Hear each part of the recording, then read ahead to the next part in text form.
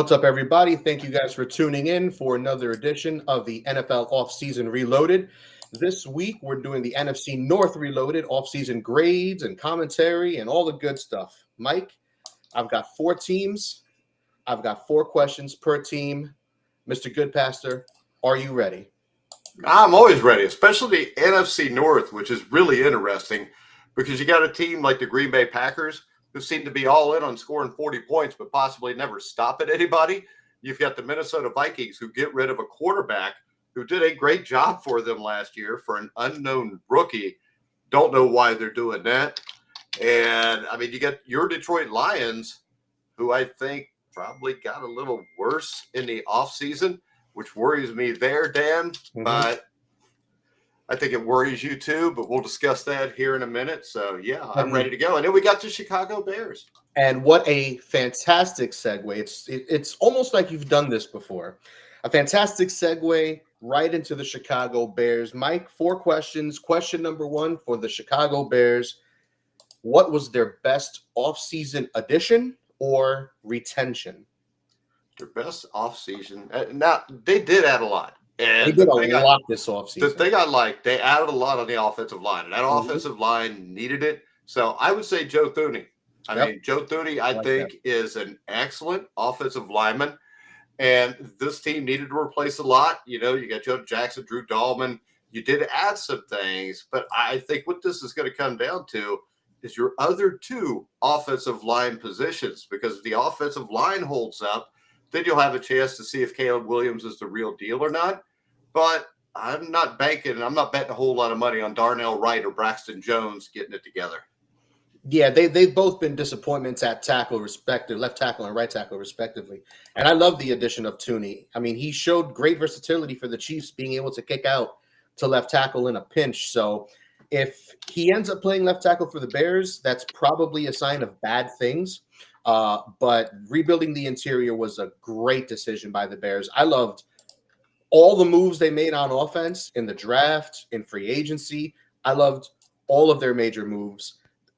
One of my most improved teams of the offseason, one of my surprise teams for the upcoming year. We'll go more into that when we do our predictions later on this summer. But to answer the question number 1, best offseason addition for me was the addition of Ben Johnson at head coach. Comes over from the Detroit Lions. We know what the Lions offense has done the last few years. He's proved to be a wizard, dealt with injuries at key positions randomly on the offensive line, at left tackle and at center, even at running back when Montgomery missed some time. And the offense never skipped a beat.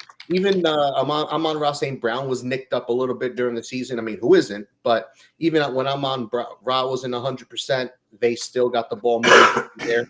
And I think Ben Johnson was a huge catalyst for this Detroit Lions franchise turnaround from a complete laughingstock embarrassment of a football team to elite, maybe the best in the NFC. And they were disappointingly, a couple years ago, they were just a couple of quarters away from a Super Bowl berth. And last year they got run over by the train that is Jaden Daniels. So I can't even hate them too much for that. But I think the loss of Ben Johnson is going to be a big one for the Lions. I think he's a huge get for the Bears. I think he helps Caleb Williams take that next step forward from someone who excels at ad-libbing and when plays break down to someone who can learn how to play on time, someone who can make plays through his progressions as opposed to just running around. And hopefully with a better offensive line, he's not running for his life the whole time. That takes us to the Bears' biggest loss. Now, they didn't really lose a lot this offseason in terms of quality pieces or starters. But for one name I'm just going to throw out there, I'm going to go with offensive guard Tevin Jenkins. He was a starter for them on and off over the last couple of years. He started at guard. He was drafted to be a tackle. Didn't work out at all. So he moved inside and he played better. He was a starter for them a little bit last season and the year before that. But he never really materialized into anything special. I think he's an average starter. He went on to Cleveland. He's probably going to start at guard for Cleveland. And if they have injuries, maybe they kick him outside because Conklin is a joke at right tackle and can't stay healthy. But I think Jenkins is probably their biggest loss of the offseason. Mike? I think the biggest loss is the fact that they had an opportunity at the top of this draft. I know they took Trapillo from Boston College with the 56th pick. Mhm. Two other picks before that. I know Colston Loveland is a good player. Luther Burden is a good player. They've got skill position players. Man, I would have liked to see them at least get a tackle with the first or second pick. I think they could have done better than Trapillo. That would be my biggest loss because really, if I'm them, and I think Caleb Williams is the real deal, got to give him protection. Mhm. I think they could have given him more protection than what they did. So it's not that there was a loss anywhere here or there. Maybe it'll be right. Maybe Trapillo will be the guy. Loveland's a good player. Burton's a good player. I just think that I would have liked to see a tackle picked. Okay. Really nice pick. I think you could have done better than Trapillo. I mean, I like Trapillo as a prospect. I think he's a I think solid. guys there is what I'm saying. Yeah, solid backup, but yeah, they could have done better than Braxton Jones at left tackle, who has been below average for the most part of his career. But okay, I like that. That's a little something different. Not making a certain move is their biggest loss or whatever. I like that. I like that a lot. Now, non-first round rookie who's going to make the biggest impact in his rookie season. Am I going first? You're going I will first. say this. Luther Burden, I would have picked. So really, I think the Colston Loveland, I know it's awesome to have a tight end. I'd have went for the tackle. I'd have went for the tackle. I'd have went Burden then. And then I could have got Trapillo also. And I might have been able to shore up my offensive line completely by doing that. And if it didn't, you got to figure one of those two guys will work out, though. Then you've only got one spot left. Now, I think there's another guy here that was picked really late. I want to see if you pick him because I think he's a dude that people will sleep on that will be a very good player in this league. So can I guess who that late round player is? Yes. Is it the running back out of Rutgers that they drafted in the 7th round, Kyle Monangai? Yes, because if you get an offensive line, is that the guy you're going to pick? Because if it is, I'll let you. That was not the guy I was going to pick, but okay, because this dude, I watch a lot of Big Ten football. I'm an IU fan. I could say that without being ashamed anymore. An IU football fan, but he is a bruiser that runs angry, and he's got a little bit of wiggle there. He's a very good player, and I think he could be a tone setter, especially on early downs where you could pound, get 5 or 6. And then all of a sudden, your feminine quarterback is a lot better at 2nd and 4 or 2nd and 5 than it is at 2nd and 10.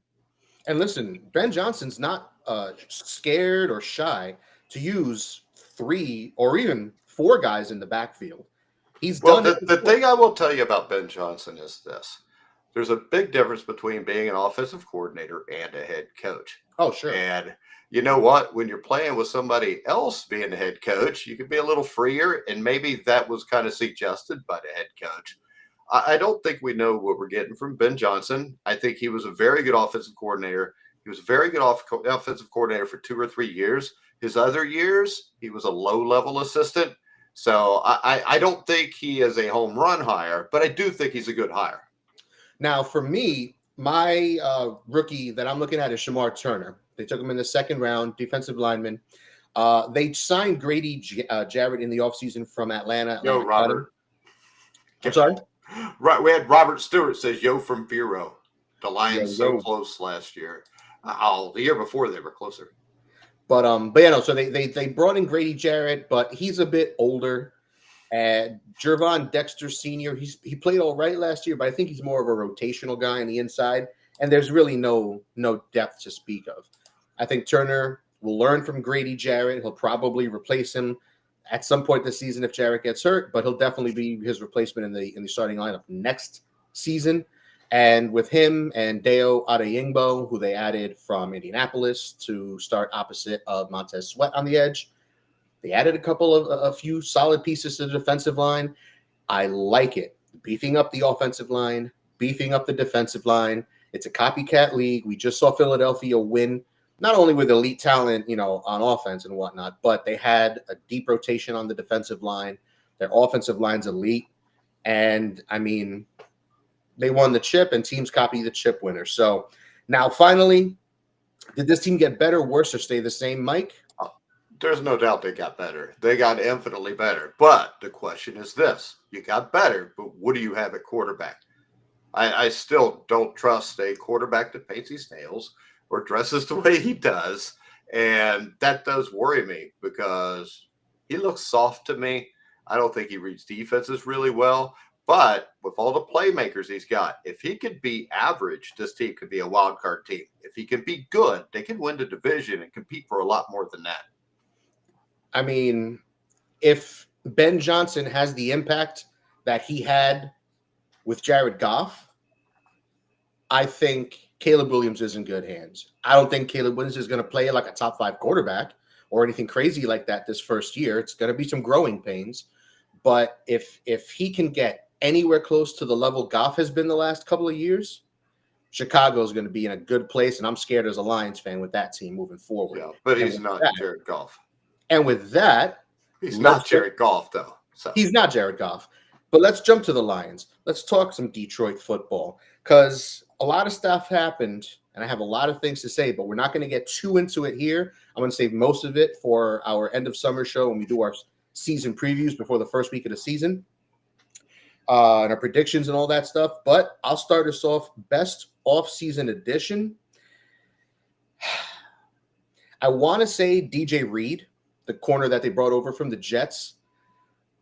But I like the options that we have in the secondary already. I think DJ Reed was more of a luxury signing because, yes, we have Terrion Arnold on one side. We have Amik Robinson, who's played well in the nickel. We did also sign Avonte Maddox from the Eagles, who can play outside or inside. I love Enes Rakestraw Jr. when he was coming out of you're going to pick my guy, aren't you? That's my boy.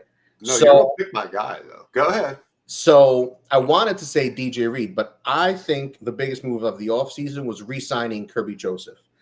I'm typically against paying safeties buku bucks because it's just historically not a position that really swings the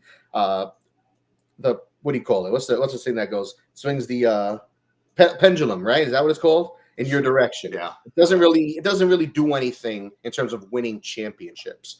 Giving a safety $21 million is a little questionable when you had other needs on the defense, particularly at defensive end opposite Aiden Hutchinson. But Kirby Joseph is so good in coverage. He is an absolute blanket. He can play up close to the line. He can blitz, tackle. He's excellent in coverage. He had a ton of picks. I mean, he's young, 25 years old. He's a perfect piece for the trajectory this team is on, and it fit under the salary cap. I wish, again, they put that money somewhere like edge rusher would have been nice, but re-signing arguably the best coverage safety in the league is a win for me. Keeps the secondary strong. What about you, Mike? I'll go with DJ Reed. I mean, the defensive backs are already good. I think that makes them stronger. And, I mean, really, though, when you look at it, the draftees, Arnold and Rakestraw, if they improve in year 2, I'm talking about the draftees from last year, they're going to have one of the better defensive backfields in football. I do worry that I don't really think they got an edge rusher to put opposite of Aiden Hutchinson. They didn't. I mean, Davenport is a nice piece to have, but they only gave him $2.5 million on a 1-year deal. He was injured last year. That seems to be his thing. Aiden Hutchinson's coming off injury too. Aleem McNeil, I think, is out for the season. Like, our defensive line's already ravaged and coming off of injuries, and we haven't even gotten to the preseason or training camp yet. That's my biggest issue with this team this offseason was not addressing that edge rusher position. Like, you drafted Tyreek Williams in the first round. Okay, cool. Shore up the inside. Aleem McNeil's probably out for a while. Whatever. All right, cool. But after that, you waited to the 6th round to take an edge rusher. You couldn't use one of those middle round picks, maybe the Isaac Tesla fucking wide receiver pick in the 3rd round on an edge rush. Killing me. But yeah, sorry, I cut you off, I think. Oh, you're all right. Go ahead. Move on. For me, let's move on to the biggest loss. The biggest loss of the offseason. I'm going to say Frank Ragnow, their center. And yes, he was hurt last year, and yes, he's been dealing with injuries for the last couple of years. But when he's on, he is arguably the best center in the league. And if he's not the best, he's in that short conversation as one of the top centers in the league. He was an elite pass blocker, an elite run blocker, someone who could get out in space on screens. Part of the reason why our ground game was so dominant the last couple of years. He's a huge loss, and I don't think the Lions were properly planning for the potential that he would retire, because sure, they added a couple guys in the draft who I like. Yes, they still have Graham Glasgow at guard who can also play center, but really you got 3 interior spots. You're probably going to have at least 2 new starters at 3 of those spots, whether it be Glasgow at center or Ratledge at center or Miles Frazier at center. Like, it's going to be one of those guys, and then shuffle whoever else between. Hey, real quick, guys, hit the like button, especially if you hate ESPN. Hit the like button. Give us a comment. The more likes, the merrier. It'll push the content out to more people. So my biggest loss for Detroit Lions would be the same loss yours was, because I know when the Bengals ended up with Billy Price because the Lions picked ahead of them and got Frank Ragnow, I was extremely upset. But I think the biggest loss has to be Ben Johnson. I don't think the Aaron Glenn loss is huge. I don't think Aaron Glenn is some great defensive mind, but I think Ben Johnson was very good with Jared Goff. And I think with the weapons he had, he was very good also. So I think it was Ben Johnson here. Also, hit the like button, guys, because right now, I mean, we've got about 10,000 people watching this live on about 20 different places. So it shows 143 here, but it's just for the Twitter or YouTube. So we appreciate everybody watching. And I think the next question is, did Detroit get better? No, correct? We have one more question before that. The draft picks. Yep, the non-first round rookie who's going to make the biggest impression as a rookie. Who's it going to be, Mike? I think wide receiver Isaac Tesala. Don't you say that just to upset me? Why? Because did I say it right? I don't care how you pronounce it. But I think this dude has size, speed, versatility. This draft, a lot of people give it a C. But the thing I like about Dan Campbell is he doesn't give a crap what internet pundits think or what Mel Kiper Jr. thinks. He drafts people for toughness. He wants tough men on his football team. And that's why this football team has been successful the last 2 years. And when you look at this, Tesla, I think a lot of people had going a lot lower than that. That's kind of a curveball in the draft.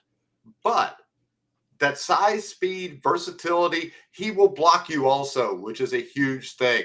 So I think when you look at this draft from top to bottom, you got tough dudes. Tyleek Williams, I think you already admitted, he's going to be a stud. I think Tate Ratledge is another brawler that likes to get in there. He's a grinder, and that's what you want. The Detroit Lions, I think anybody that calls this draft a C will have to come back and look at it, because you got a 6th round, a 7th round, a 7th round that will all play, I think, at least on special teams. And they'll play 2 or 3 years of special teams, guys. And they may or may not develop into great players. But what people got to realize is you build a team that constantly goes to the playoffs year after year between the 4th and the 7th rounds. You get guys that could be pieces. You get guys that play special teams, and then you coach them up. So 1 or 2 of those guys starts eventually, and you don't have to pay them a bunch of money in their 4th or 5th year. So I think Dan Campbell has done an outstanding job of putting this team in his own likeness.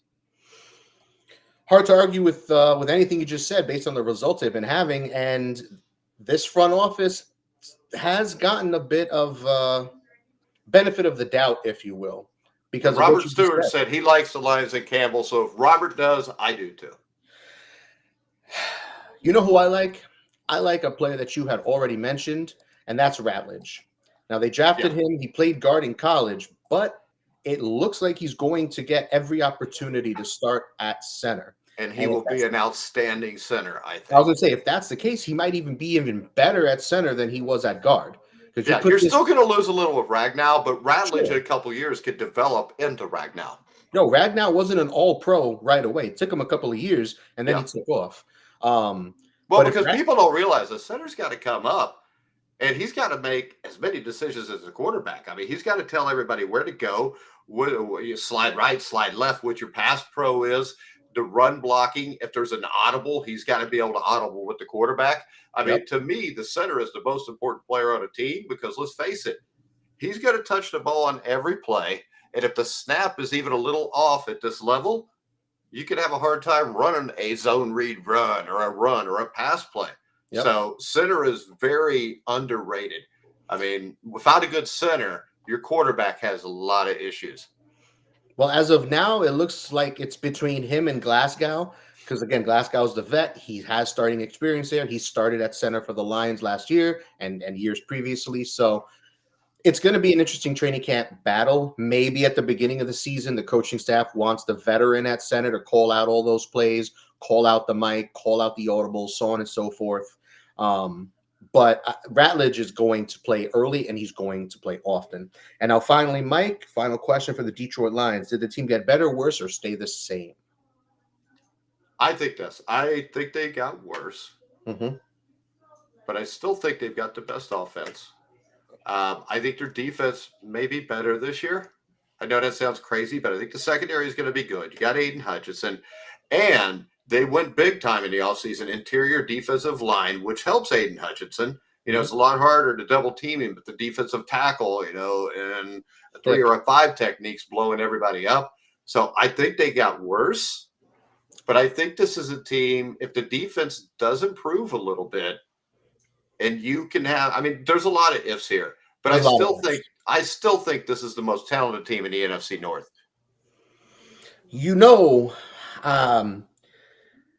I'm not the most positive. I'm a Bengals fan. I feel you, dude. No matter how good they look, you're waiting for something bad to happen. I know how these go. Like, I'm going to say the Detroit Lions got worse, and I'm not going to go too much into it. I want to save some stuff, like I said, for our season preview, end of August. But this team got worse. I'm concerned. Yes, maybe Glenn isn't the best head coach potentially, but he did well with our defense. He did well. How about this? Off of Campbell's I'll give you this, though. I'll give you this, though. Hold on. I think he's really good at getting them to play hard. Mm-hmm. Technically, X's and O's, I don't think he's a great coach. I mean, he's a very good motivator, kind of like Campbell. Yeah, Johnson is a dude that he's all X's and O's. He's playing chess. Other people are playing checkers. And, I mean, Aaron Glenn is playing violent checkers. Now, if you get a coach in there and play violent chess, then you can win a Super Bowl. So, I mean, the team got worse. I have a ton of questions on both sides of the ball. The offensive line is a concern all of a sudden for me with Ragnow's retirement and the shuffling inside. But I don't even know if this is not only the best team in the NFC. I wonder if this is the best team in their own division at this point. But you could wonder that, but I don't think there's anything great here. And remember this, with every one of these teams, the Bears, the question is Caleb Williams. With the Packers, the question is the defense. With Minnesota, they're bringing in a rookie quarterback. Mm-hmm. So I think roster-wise, I think they're a little bit better than everybody still. But the big thing is the glaring ifs, I think, in Minnesota, Green Bay, and Chicago are much bigger than the glaring ifs in Detroit, if that makes any sense. No, that makes perfect sense. We'll touch more on that then. But let's move on. You mentioned Green Bay. Let's go on to the Green Bay Packers. Mike, best offseason addition or retention for the Green Bay Packers? The Green Bay Packers. Man. Now, they didn't do too much in free agency. They did stuff, but it was all on offense. They did stuff. They did some good stuff, but they did some basic, very Packers-y stuff. I give you Matthew Golden. I like Matthew Golden. And the reason I like Golden and Hardman is really this is a team that's going to go 6 deep after drafting Goldman and Williams, if you know what I mean. So they're going to be really deep at wide receiver. And I know guys like Golden are going to have to battle for snaps. But I think with Golden, I know he was a draft pick, whatever. But hear me out. I think this. Christian Watson, do we know if he's completely healthy from his knee injury yet? Christian Watson is not healthy, and I don't think he's playing this season. So when you look at these 6 wide receivers, the key is Golden. And the reason he's the key, because I think he's the man that could be the vertical threat with Christian Watson dealing with that knee injury. All right. So I'm going to go with a draft pick in Golden just because I think he's going to become a necessity. And that's another very big if for the Green Bay Packers outside of just the defense. So for me, I mean, you took the first name that I wrote down for the best edition, but the second name I wrote down was Nate Hobbs, the cornerback that they signed from the Raiders. Now, you think about the Raiders, you don't really think too much about good anyone outside of like Max Crosby and now Ashton Genty. You don't really think about anyone, especially on that defense. But Nate Hobbs quietly was their best defensive back. He's one of the better nickel cornerbacks in the NFL. And he does give them an option on the outside since they lost a couple of guys at corner. And I'm going to segue into the next question. Question number 2, biggest loss. I'm going to start us off here. I'm going to say Jair Alexander. They lost Alexander. They released him. He signed with the Baltimore Ravens. They lost Eric Stokes. He signed, coincidentally, with the Vegas Raiders in the offseason on a free agent deal.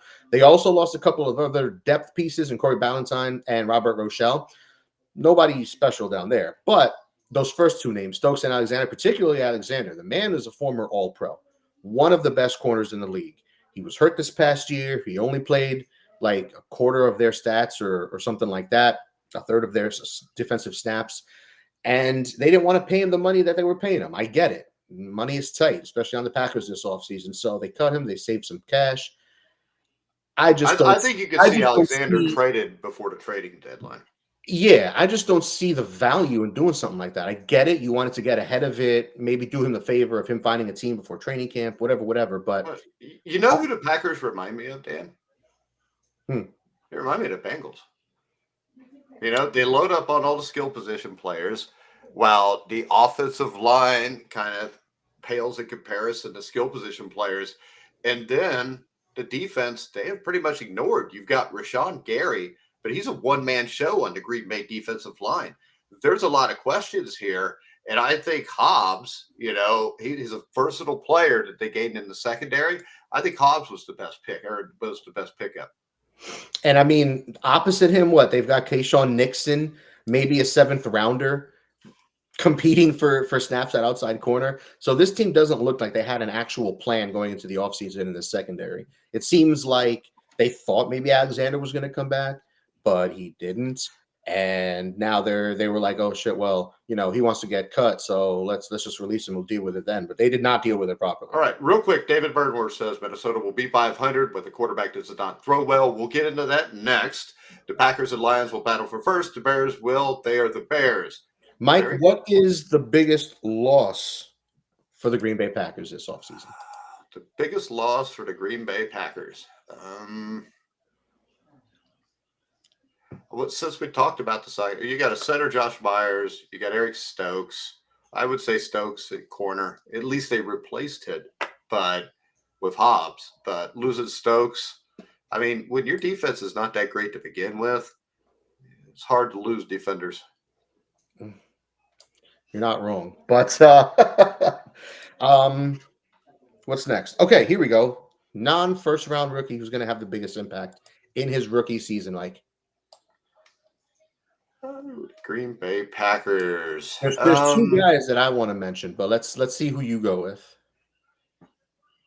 I think this. I like Savion Williams from TCU. He's a guy that kind of reminds me of Deebo Samuel, can do a little bit of everything. I like a couple other guys, but I won't say them in case they're the ones you're going to pick. But I'll say Savion Williams. That's one of my boys. Hey, and David Burnworth and everybody else, hit the like button. Come on. We got a ton of people watching this right now. Hit the like button. Give us comments about how sexy Dan is.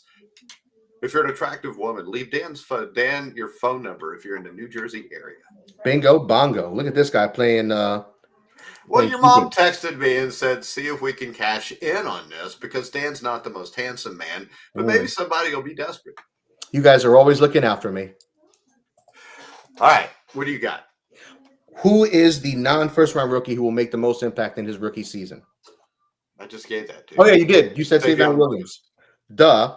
I'm going to go with I had two guys written down. I'm going to go with Belton, Anthony Belton, the offensive tackle that they drafted out of Maryland. I mean, he's big, he's girthy. Actually, I think he was up to like 370. I think at one point. Yeah, you're trying to say he's obese, but He's a girthy guy, but now he's he's down to like obese. You're now he's down to 370. like You're obese. he's down to like 330. I think it Oh, is. now he's svelte. Yeah, he's tight like a tiger. But no, their offensive line is always having health issues. They like to move guys around on the offensive line. They just paid Zach Tom big fat contract today. Their right tackle who can play guard, who can play center. But I think Anthony Belton's going to have a role. They wanted to get bigger in the offensive line this offseason. They signed Aaron Banks from San Francisco. They drafted Anthony Belton in the second round. So they're adding some girth up front. They drafted Jordan Morgan last year in the first round at Arizona. So they've got some pieces that they can move around on the offensive line. And since they always have ridiculous offensive line injuries in Green Bay, Belton's going to see playing time at some point this season, whether it be at tackle, whether it be at guard. And then finally, Mike, did this team get better, worse, or stay the same? Oh, man. When I look at the draft, I think they got worse. I mean, Okay. I still think there's defensive issues that weren't taken care of. And let's face it, we don't know how good Jordan Love is. He was great at the end of 2 years ago, had some injury issues last year. Christian Watson is dealing with a knee injury. So a lot of this not being better is not all on them. A lot of it's the injury to Watson. They're going to have somebody step up there. The offensive line, they could be better after Green Bay got Banks and drafted Belton. There's also the possibility of 2024 first rounder Jordan Morgan bouncing back from an injury-filled rookie year. But this team, and the other reason why they remind me of the Bengals a little bit, is because they've had a lot of misses in this draft, rounds 2 through 7. A lot of misses. And that's why you don't really have any help, because you got guys like Lucas Van Ness, Devontae Wyatt, that, they've got to play better. Yep. And there's no second edge rusher. I would have said they got a little worse, but I also think that if you could have somebody step in for Watson to be the deep threat, Love stays healthy, maybe the O-line gets a little bit better. All four of these teams in this division, none of them are bad roster-wise, but they all have like one or two glaring things that make you go, things that make you go, I didn't want to say it because it sounded a little gay, but all right. Minnesota. For me, you got yours. For me, I'm going to say I think this team is pretty much the same as they were last year. They did. I like some of their individual additions, like you mentioned. Golden is one of those. I love Savion Williams. I like their draft class. Just put that out there. And I just don't like the positions they are working on, because dude, it just makes me think a GM doesn't know what they're doing when they go for skill position players over the trenches. And the other thing is, I know they didn't have a ton of picks early, but did you have to double up at wide receiver in the third round? You didn't think that was... Aaron Rodgers is wondering why this couldn't happen for the entire time he was in Green Bay. Dude, he's in Green Bay for 15 years. They never drafted... I think they drafted a first-round wide receiver once in his whole tenure. It was a whole thing with this team. But, like, you spend... Okay, fine. You spend a first-round pick on a wide receiver, fine.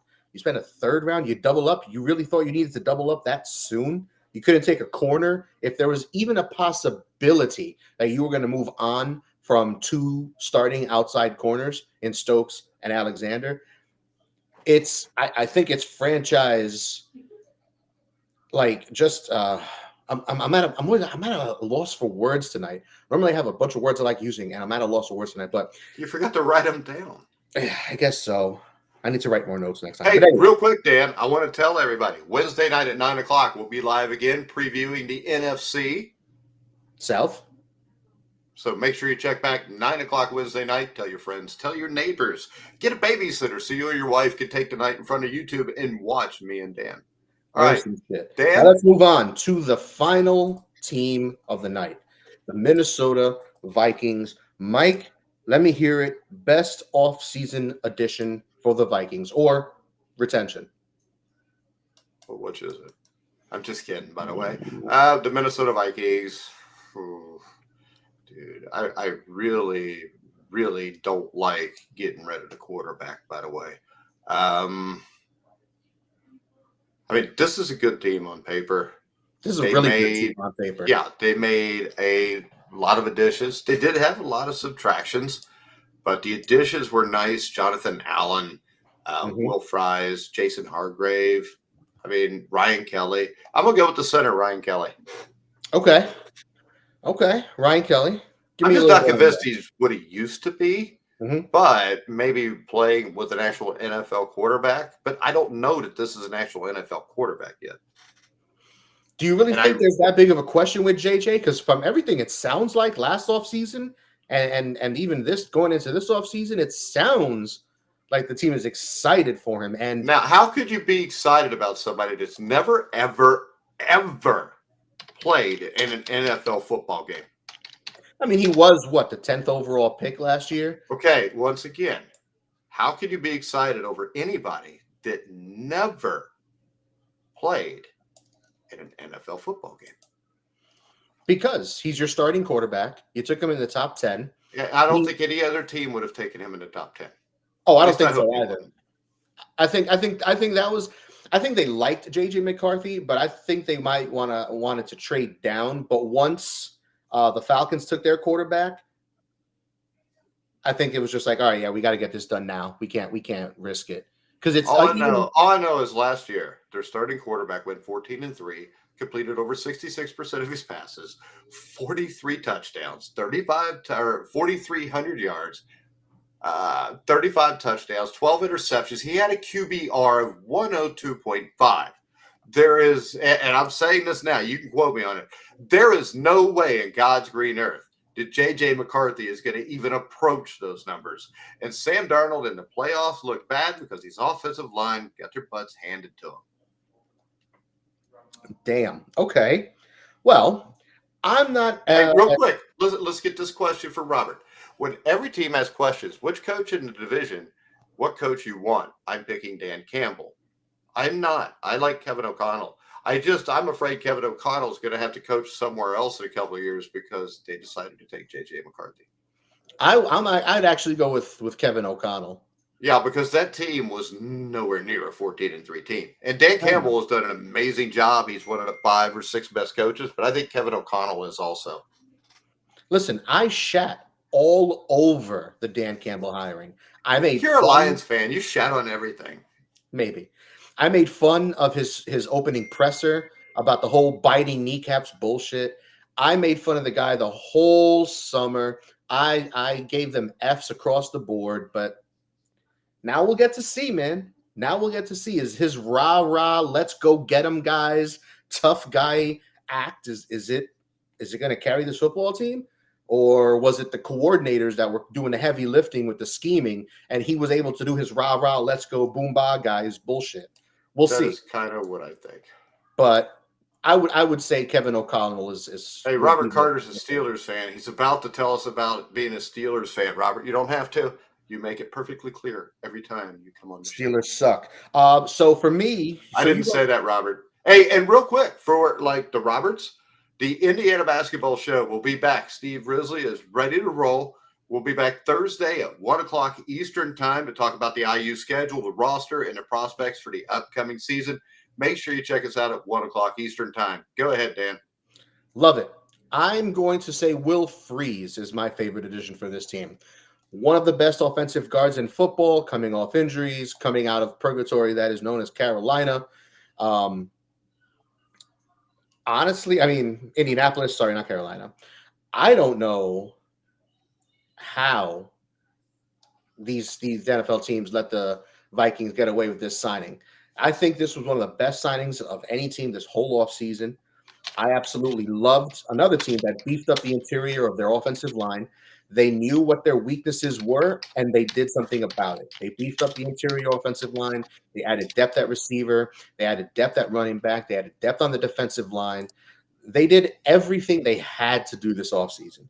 This was a great offseason for them. If it wasn't Allen, which you took Allen from me, I'll go with Freeze. He was a great pickup. Or no, you took Ryan Kelly, but I mentioned them all just to confuse you did. Biggest offseason loss. I mean, Mike, you kind of alluded to it a little bit, talking about a No, it's Sam 14-win Darnold. quarterback. But But yeah, Sam Darnold. If it's not Sam Darnold, I was going to go with Cam Robinson, but it's got to be the quarterback. I mean, still in his prime. He won 14 games. Like you said, you laid out all the stats, played real well. Yes, the last 2 games were hideous. He looked like the Sam Darnold who was seeing ghosts in New England. Not good. Okay. Everything that we saw the whole season flushed right down the toilet in 2 games. But that feels like a bit of an overreaction. It feels like an overcorrection on the kind of season that Sam Darnold had. So, do I think Sam Darnold's an elite quarterback? No. Do I think he's going to do what he did last year again and lead the Seahawks to a 13, 14 win season? No. But he was good for them. They got the most out of him. And my guess is he's better than Geno Smith. And yeah, I think he's better than Geno. And there's a possibility he's better than J.J. McCarthy too. He is better than J.J. McCarthy. Now, Mike, give me the number. Hey, I got to put this up against Steve's watching because David Burnworth likes Steve in his takes. You'll be able to see him Thursday, 1 o'clock. Check out the IU show. Go ahead. Mike,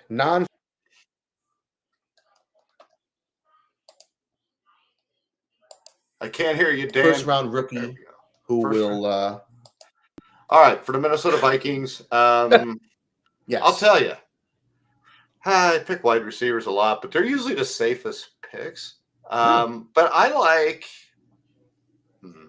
like Ty Felton, the wide receiver from Maryland. He was a 3rd-round pick.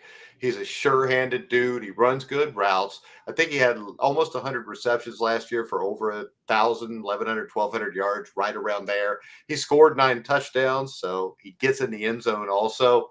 And you've got a rookie quarterback. You got to set him up to hit the ground running. So I think Felton is a very good addition here. Felton's a great get. Speedster. He can play out of the slot. And I mean, let's be completely honest. Jalen Naylor, currently slotted to be their every down number 3 wide receiver. Unimpressed. Rondale Moore, unimpressed. Tim Jones, you're fucking out. It should be Ty Felton from training camp on. And this wide receiver core could be fucking right. I'm going to use potty language all the time. It just shows a lack of education. I'm going to go with Tyrion Ingram Dawkins, the defensive lineman that they drafted out of Georgia in the 5th round. Elite athlete, explosive first step, ran a 4.86 40-yard dash. Does that matter for defensive linemen? Hell no. Is it still impressive? Absolutely. Tell me what his cone shuttle drill was, and then I'll be impressed. 7.28. Because if you got to run a 40-yard dash as a D tackle, well, we're screwed anyways because you're chasing somebody the wrong way. Well, yeah, a 10.4 broad jump, a 36-inch vertical jump, and a 1.69 10-yard split. These are great times for a guy who's 290 pounds. And the good thing is, even though he lacks experience, he's got inconsistencies in the ground game. The elite first step and the twitchiness that he brings to that defensive line, it's something that they don't actually have right now. Like Jonathan Allen, he's more of a run stuffer. He can get some pressure on the inside, but that's not his game. Harrison Phillips is a nose tackle. Javon Hargrave is not really a pass rushing extraordinaire. And they have absolutely nothing in terms of depth beyond those. Well, I will tell you this. I think you're way off on this dude. This is a dude that lacks instincts. His hand placement is horrible. He gets too caught up in initial battles, doesn't get to the second level to go after the running back or the quarterback. And I just think when I watch him, his approach to the rush is very underdeveloped. And, this is a dude, when you watch him play, though, if he's got a lineman that gives him a stiff punch, he gets stopped and he doesn't know what to do. I think it's a bad pick even in the 5th round. I think he just ends up being a body for a year or two. Then he gets cut and plays in the UFL if they don't fold by then. I mean, well, maybe. I mean, but it's like you said, it's a 5th round pick. It's the first time I disagreed with you. Yeah, no, I mean, I love it. You take swings on guys with elite athletic profiles like this. He comes from a big program, so he was coached well. And that is why teams don't draft well. Teams that do that do not draft well. Well, I mean, I get it. Because this is what they do, all right? They see this big dude from Georgia. And if I'm a scout and I miss on the dude from Georgia, Everybody's gonna say, "Well, that's no big deal." Everybody thought he was good. Now, if I go and I pick a dude from Western Kentucky or Colorado State Pueblo, and he doesn't work out, people are gonna say, well, "Why didn't you pick the big dude from Alabama or Georgia?" So people You're are not afraid wrong. to take a shot on real ass players. They just are, because if you're a scout, you can lose your job going after a real ass player. Well, And also, it's not a coincidence that when it comes to the upper echelon guys in the league, particularly along the defensive line these days, they're not typically like Aaron Donald was undersized, but Geno Atkins. he was the except. Yeah, but those guys are the exceptions, No, not they're the rule. not. They're not the exception. They're the guys that were so good to get picked anyways. If you believe a Geno man, was a fifth round pick. so this is the I thing. think. I know, and that's the problem with this draft thing. You're not picking players. You're picking what they look like. You're You're picking picking a traits. body frame. I can tell you this: best defensive lineman I ever coached coming out of college went to Penn State on a recruiting visit. They measured him. He was 5'11". They told him, if you were 6 foot, we would sign you right now. See, That's shit like that, idiotic. like stuff like that, And this is is the thing: if I'm a asinine defensive tackle, for a coach. and Mel Kiper will never tell you this, but if I'm 5'11", 6 foot, all right, I'm a D tackle. I'm going up against a 6'5", 6'6" guard. If he's in pass protection, I have the advantage at 6 foot tall or 5'11". I've got True. leverage. If I play low, he's got to reach those long arms to get there. I could use my leverage, come up through your arms in a heartbeat. So the problem is, a lot of these guys in the NFL, and I've been to combine days and pro days and seen these little fat 300 pounders that are 5'7", that are related or friends with somebody in the front office or the owners or the coaching staff, and they get scouting jobs. Not everybody, but there's a lot of them like that. Just like there's a lot of coaches that are because they're coaches in the NFL because daddy knew somebody. Here, David Burnworth knows who I'm talking about. It's Luke Williams. He's a 5'10.5", 5'11" defensive tackle that's going to Cal State or Colorado State Pueblo, who should be playing D1 right now. And the only reason, and 5 or 6 schools told him the reason he is not is because he needs to be an inch taller. That is absolutely idiotic. It is. I agree wholeheartedly. Like, it depends on the position and it depends on the other physical traits because NFL teams didn't just get here because they were like, oh, we just want the big fat guy, the big fast guys. Yeah, Like there's they do though. They well, there's do, and that's why we've gotten to a point where offensive line play is absolutely hideous. The defensive line that's play is hideous. How many teams have 2 edge rushers and 2 or 3 defensive tackles that are really good? You no, don't. You no, used to get that back in the day, but nobody coaches kids to kick step. Nobody coaches them. I mean, I watch all these dudes. They'll fire off the line really fast, right? He's so fast at his first step. But when yeah. he steps with that first step, he goes like this, pulls his chest up, he gets blocked. It doesn't matter. He's in one-on-ones, though, with no pads or just shoulder pads when they work out, and he'll run right by the guy. It's kind of like you can't judge a corner by one-on-ones against a wide receiver in a setting like the Shrine Bowl, because the one-on-one's always going to be won by the wide receiver. There's very few defenders that are going to be able to defend any wide receiver one-on-one on an island for 4 seconds. There's Now, been like 10 guys in the history of the NFL that could do that. I do want to say, while I believe in drafting football players, which is why, for example, like a guy like Brian Branch, I was all over Brian Branch. I had him as a top 15 prospect overall in that class. And it wasn't because he had the prototype size and because he ran a 4.3 40 and all this crazy stuff. He was undersized. He didn't really have a position in the pros, is what they said. He didn't blow anyone away in his workouts, but his tape was absolute fire. He was There, you didn't say tackling, the F word that time. You're getting better.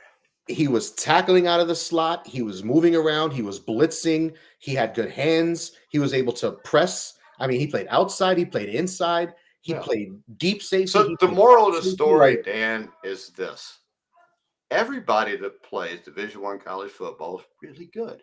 yeah, The difference is the guys that go to the NFL are the guys that put so much work in. They make themselves technically superior. A lot of those guys get missed because they're looking.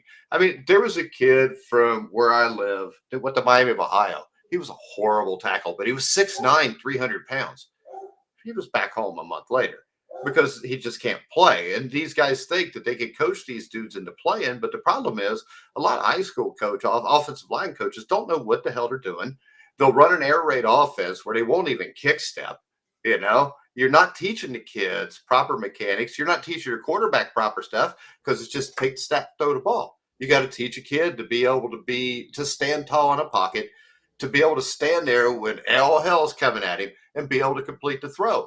We've got maybe 3 or 4 legit big-time franchise quarterbacks in the NFL anymore, and that's sad because there used to be a lot more than that.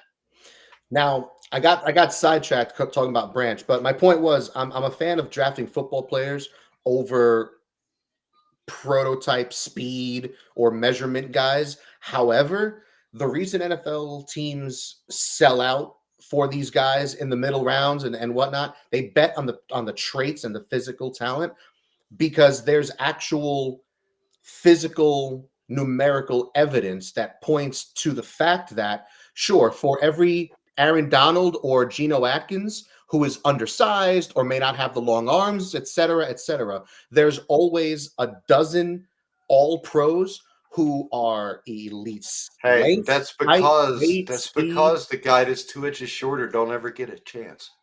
Maybe that may be a thing, but I'm just saying that's why teams do it. That's why those mid-round guys, like the guy I just mentioned, You know Georgia, what? The Lions do well do. because the Lions don't worry about that. Dan Campbell wants guys that'll punch you in the mouth. Yeah. If I'm playing football, I want guys that'll punch you in the mouth that aren't afraid. All right, let's wrap this up, Dan. I've got a potty, Dan. Final question. Minnesota, same, better, or the worst? I think I'm worse because Sam Darnold's not the quarterback. I'm going to say same, but that entirely depends on J.J. McCarthy. And then bonus question, final one. Who had the best offseason in this division? Which team? Oh. While you ponder, I'm going to say the Chicago Bears, and I don't even think I think there's no doubt it's the Bears. The Caleb Williams things were, but I would say the Bears. Yeah, I don't even think it's close. It's Bears and then everybody else, maybe Minnesota in the 2. Mike, do you have any final things for the NFC North offseason? I have nothing else except Robert said so true. But there you go. Perfect. Thank you, Robert. Thank you, Burnworth. Hit the likes. Hit the likes. Thank you, all you guys. Uncanny, whatever. Thank you guys for commenting. And you can reshare this show on Twitter with all your friends and tell them to come watch it because everybody's tired of the NBA or the NFL bull crap. No, Kuiper's a moron. He doesn't know anything. But go ahead, Dan. Wrap us up. Give us a follow. Give us a like. Share on all your social medias. If you have any questions or concerns, write them on here. We'll touch on them in next week's episode or on Wednesday's episode. Be sure to catch us Wednesday for the NFC South Reloaded. For Mike Goodpaster, I'm Dan Kornhauser.